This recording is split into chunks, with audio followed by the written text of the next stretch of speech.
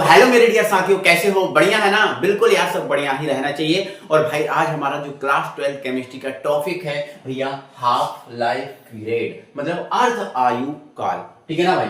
अर्ध आयु काल जो है ना, एक इंपॉर्टेंट टॉपिक है हमारा, है ना? एक इंपॉर्टेंट टॉपिक है।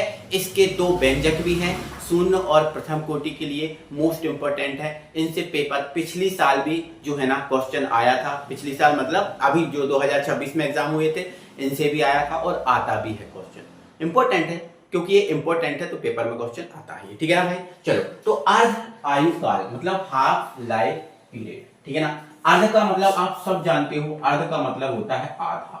ठीक है ना? अर्ध का मतलब क्या होता है मेरे डियर साथियों? आधा होता है। और आयु काल मतलब क्या होता है? समय। आयु काल का मतलब क्या है? समय। काल का मतलब क्या होता है? समय, मतलब आधा समय है।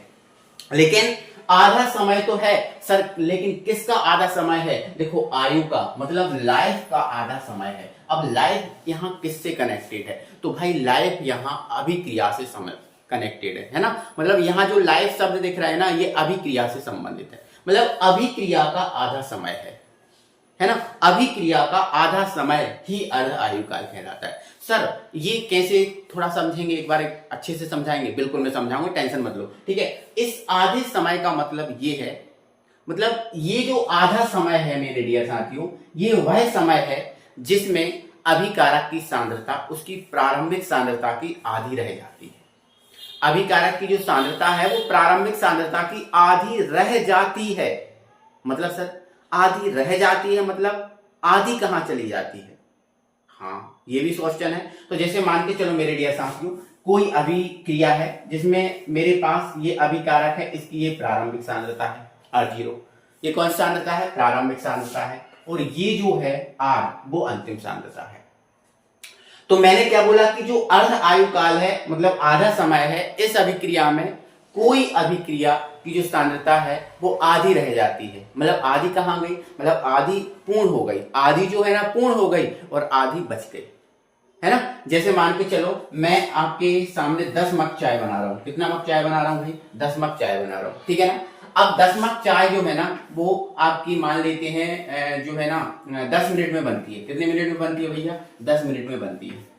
अब 10 मग चाय जो है ना, उसका फिक्स समय कितना है? 10 मिनट है। अब लेकिन मैं इस 10 मग चाय को केवल और केवल 5 मिनट तक गर्म करूं। देखो 10 मिनट तक गर्म करेंगे तब यह बन जाएगी, कंप्लीट हो जाएगी 100%। अगर मैं इसको 5 मिनट तक गर्म करूंगा तो ये आधी ही अभिक्रिया कंप्लीट होगी, आधी तो रह जाएगी ना। मतलब ऐसा कहेंगे ये अर्धचूरी चाय है। अर्धचूरी मतलब आधी अभिक्रिया तो पूर्ण हो जाएगी लेकिन आधी रह जाएगी। ठीक है ना?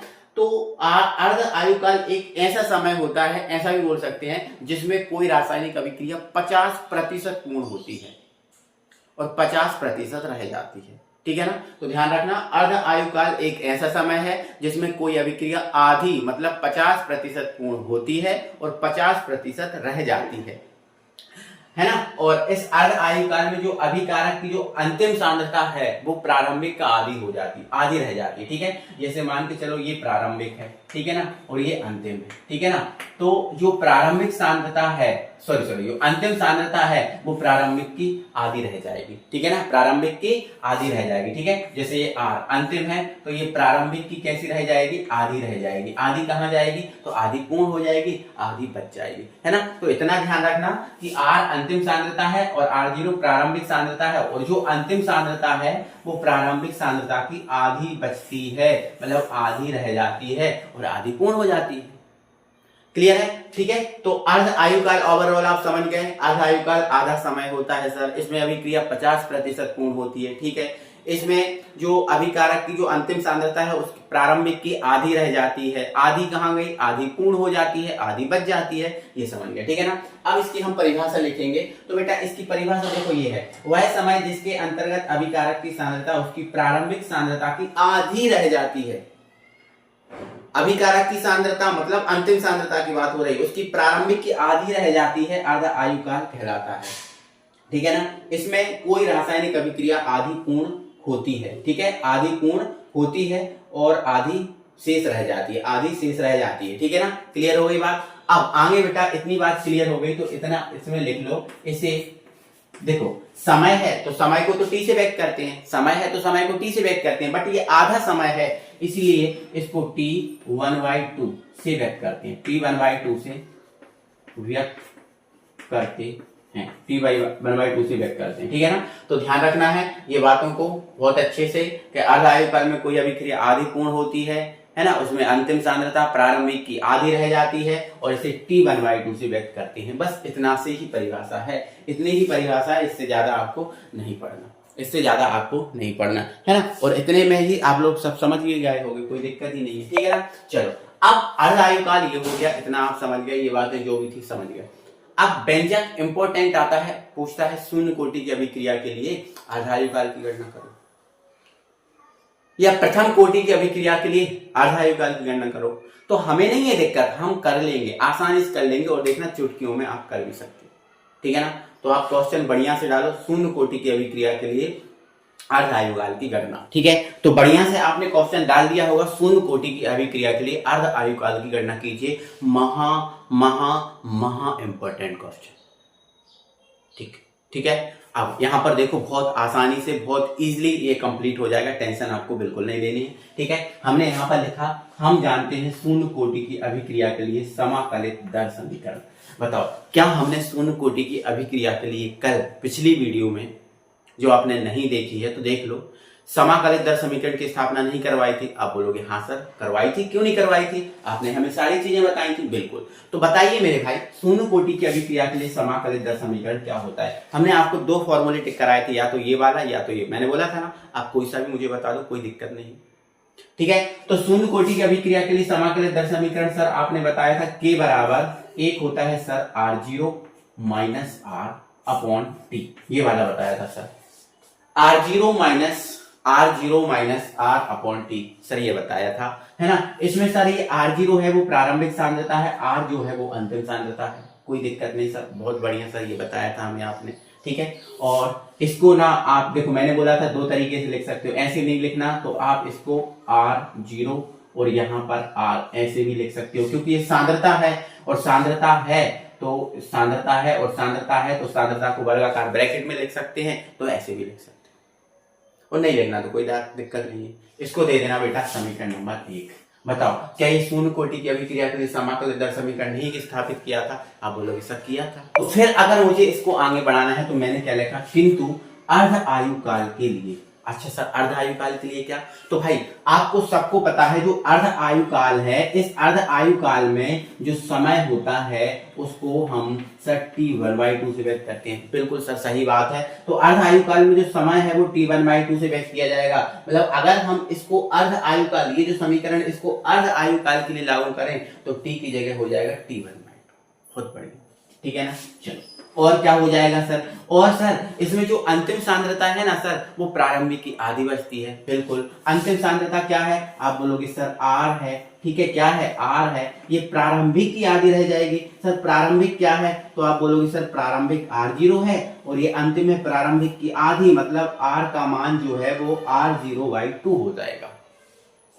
बहुत बढ़िया बहुत बढ़िया। अर्ध आयुकाल में यही कंडीशन होती है, यही कंडीशन होती है अर्ध आयुकाल में। क्लियर है।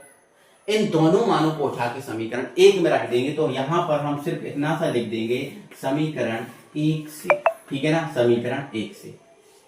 और जब समीकरण 1 में ये वैल्यू पुट करेंगे तो ये तो आपका के रहा, ज्यों का त्यों रहा। क्या कोई परेशानी हुई? नहीं सर कोई परेशानी नहीं, के हो गया। अब यहाँ पर आप देखिएगा, यहाँ पर हमारा ये क्या है, r0 है, बिल्कुल है ना। और इस r की जगह हमें r0/2 रखना है, तो ये रख दिया हमने r0/2, है ना, r0/2। और ये हमारा t है, इस t की जगह t1/2 हो गया।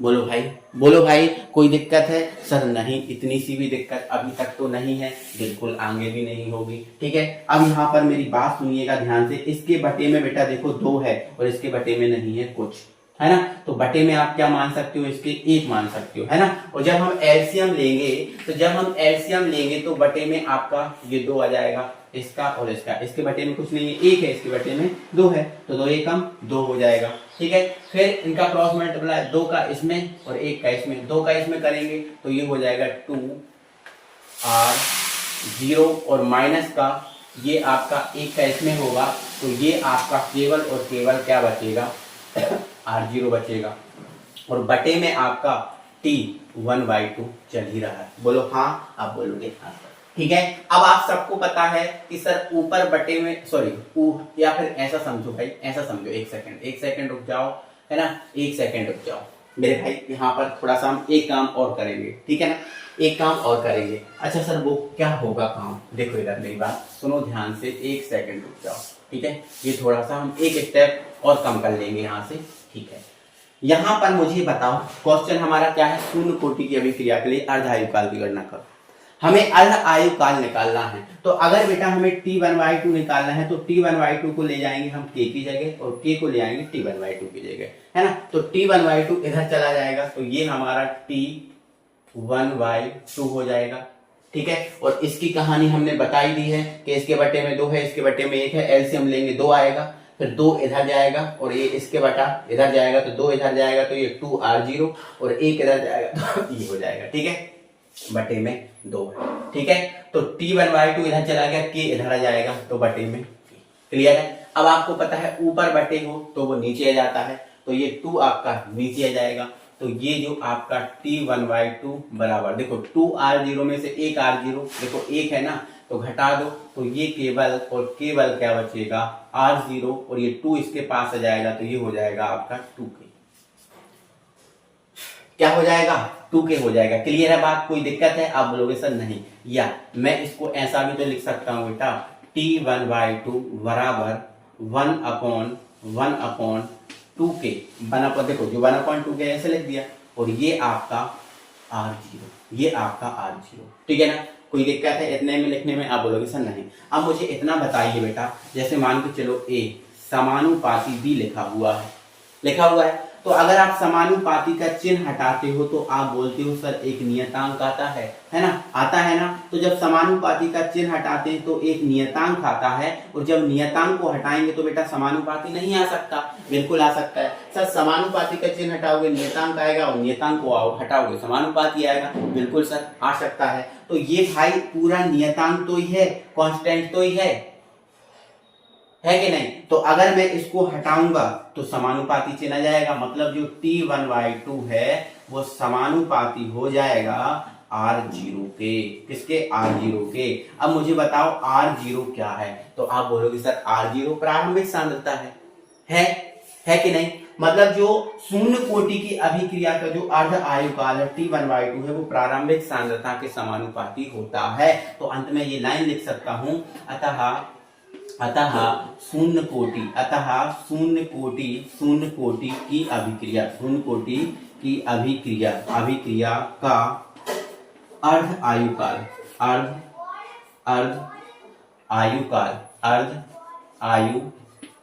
काल प्रारंभिक सांद्रता, यहां लिख देना, शॉर्ट में लिख दिया, प्रारंभिक सांद्रता के समानुपाती होता है, ऐसा लिख सकते हो, ठीक है ना।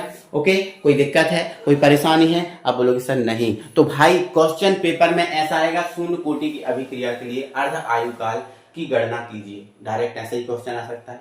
या बेटा आपको क्वेश्चन ये भी मिल सकता है, ये क्वेश्चन आप लिख लो, सिद्ध कीजिए कि शून्य कोटि की अभिक्रिया के लिए अर्ध आयु काल, क्या बोला, सिद्ध कीजिए शून्य कोटि की अभिक्रिया के लिए अर्ध आयु काल प्रारंभिक सांद्रता के समानुपाती होता है ना। तो शून्य कोटि की अभिक्रिया के लिए अर्ध आयु काल प्रारंभिक सांद्रता के समानुपाती आ गया, ये आ सकता है।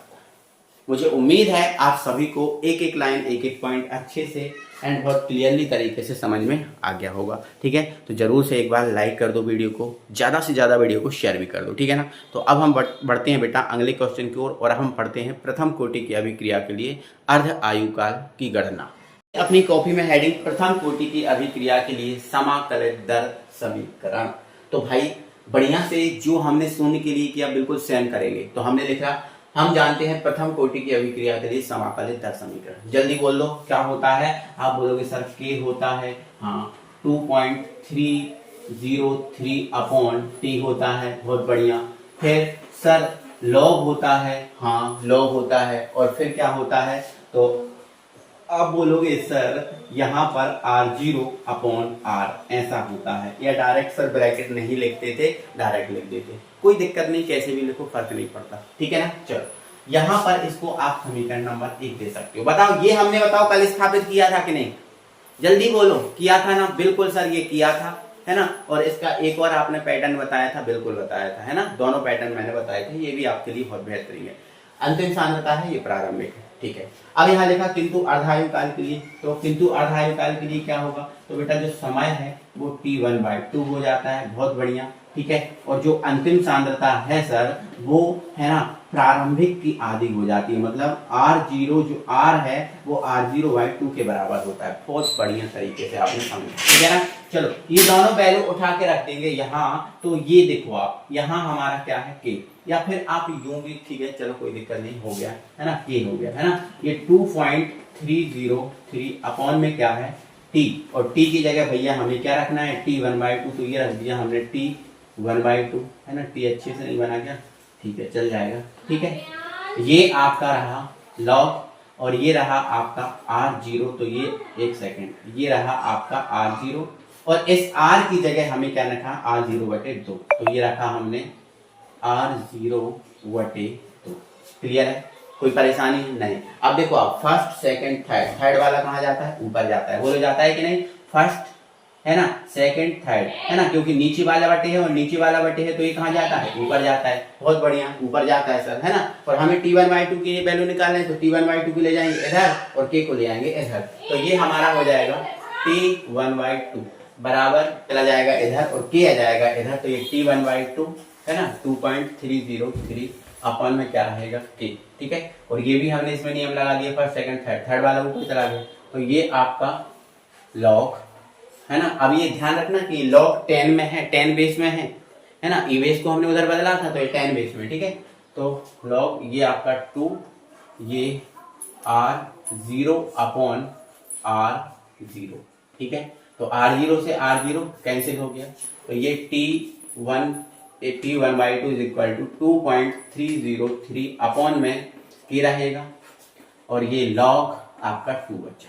क्लियर है बात। अब यहाँ ध्यान से मेरी बात सुनो, यहाँ पर एक किंतु लगा सकता हूं मैं, है ना, किंतु जो आपका log 2 है, इस log 2 की वैल्यू कितनी होती है ये आपको पता होना चाहिए। देखो मैंने log 1 2 3 4 ये वैल्यू बताई थी आपको, है ना, log मैंने 3 4 तक की वैल्यू बताई थी, है ना, तो आपको याद होना चाहिए। तो इसकी वैल्यू होती है बेटा log मतलब log 2 की वैल्यू होती है 0.302, 0.302 ऐसी बोल सकते हैं, या 301 भी होती है, ठीक है, तो 301 लग सकते हैं, ठीक है। चलो तो यहाँ पर ये हमारा T1/2 है, और ये आपका 2.303 है अपॉन में K, हाँ अपॉन में K है, और log 2 की वैल्यू ये है, तो इंटू 0.301 ऐसा रख सकते हैं। तो इनका और इसका जब हम गुणा करेंगे इन दोनों का, तो ये बेटा आप करके देख लेना, ये आएगा 0.693 अपॉन में K, है ना। और यही बेटा आपका प्रथम कोटि की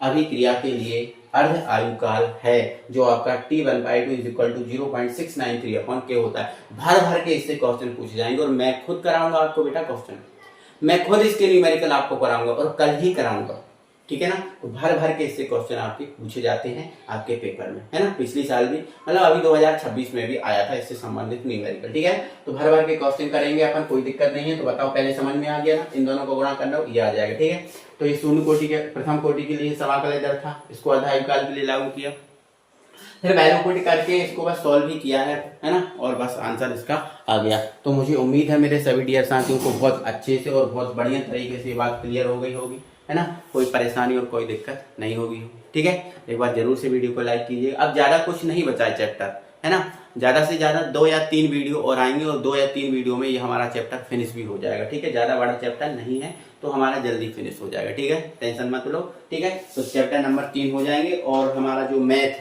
है ना, मैथ क्लास 12 मैथ, तो इस हफ्ते वीडियो उसकी शायद ना आए, ठीक है, और आ भी सकती है, ठीक है, वो तो समय के ऊपर डिपेंड करेगा कैसा क्या समय मिल रहा है, ठीक है। तो नहीं आएगी तो टेंशन मत लेना, अगले हफ्ते अपन पूरा ये चला देंगे मैथ, ठीक है ना। और वैसे भी अपन मैथ में आगे हैं, चैप्टर नंबर 4 चल रहा है ना, वो भी खत्म होने वाला है, एक एक्सरसाइज बची है, ठीक है। चलो मिलेंगे अगली वीडियो में, बाय बाय।